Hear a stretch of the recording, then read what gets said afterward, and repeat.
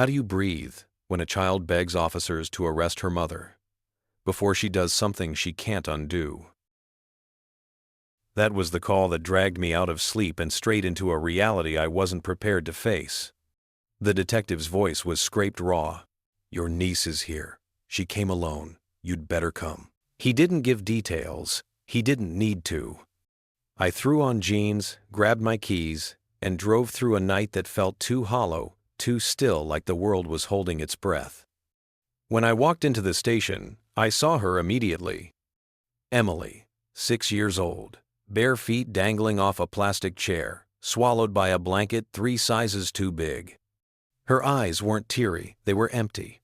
That scared me more than crying ever could have. I crouched to her level. "Uncle Mark!" Her voice cracked open like something inside her finally snapped.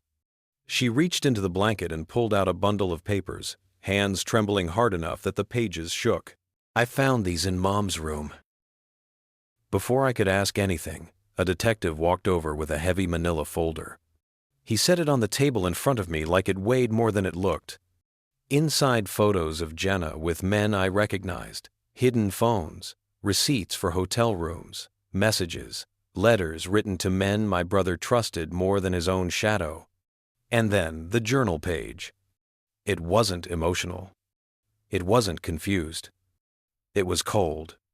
She wrote how she'd siphoned money from my brother's accounts while smiling to his face. How she mocked him behind his back. And how she told her lover she wished my brother would finally get himself killed at work so we can be free. 2 weeks later, he died in a car crash. We buried him, believing it was an accident. Now the truth felt like a hand closing around my throat. Emily pressed into my arm. "Uncle Mark, she killed him, didn't she?"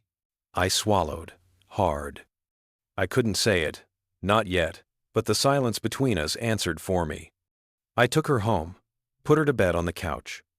She clung to my sleeve, even in sleep, afraid the world might swallow her whole if she let go for 1 second. When the house fell quiet, I sat at the kitchen table and started digging. Her bank statements were a roadmap of betrayal. Money shifted out days before the crash. Insurance claims filed so fast, it felt rehearsed. Phone logs full of calls to a federal officer she once introduced as a family friend. Their communication was constant, hidden, always at hours nobody calls unless they're doing something they shouldn't. In the back of Jenna's closet behind 2 coats she never wore, I found another journal. This one wasn't calm, it was frantic, written in rushed, angry strokes. He's asking questions. He knows something is wrong. If only the brakes would fail. Forensics confirmed everything the ink tried to hide. Brake lines cut clean. Fire suppressant sprayed over the engine to disguise the heat damage. Insurance payouts moving faster than grief ever could. I stared at the report until the letters blurred. Not because I doubted it, but because accepting it felt like losing my brother all over again. The next morning, Jenna came into the kitchen like it was any other day, humming, hair tied back, acting like the world was normal. I placed the folder on the table. "Read." At first she rolled her eyes, smirking like she still owned every room she walked into. But then the pages started hitting her one by one. Her jaw tightened. Her breathing turned sharp. Her fingers twitched like she couldn't decide whether to close the folder or tear it apart. By the time she reached the final page, her whole body sagged. It wasn't supposed to happen like that."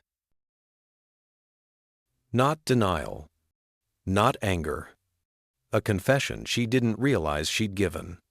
Emily stood in the doorway, small hands gripping the frame, eyes wide with the kind of fear no child should know. I leaned back. "You killed my brother, and you would have buried Emily in those lies right along with him." Jenna lunged at me, desperate, voice cracking, but I slid my phone toward her. Red light blinking, I recorded everything. Her face collapsed, not into guilt, into panic. She begged, pleaded, tried to twist the narrative like she always did. But the truth was too big for her to outrun now. The police came within minutes. They walked her out in cuffs while she screamed my name like betrayal lived in my hands, not hers. Emily slipped her hand into mine as the squad car pulled away. Her fingers were ice cold, her breathing shaky. But she didn't look away. I knelt to her level. "You're safe now." And this time, it wasn't a comfort phrase. It was the truth. My brother didn't survive what she did to him, but his daughter did. And I'm going to make damn sure she never carries her mother's darkness again.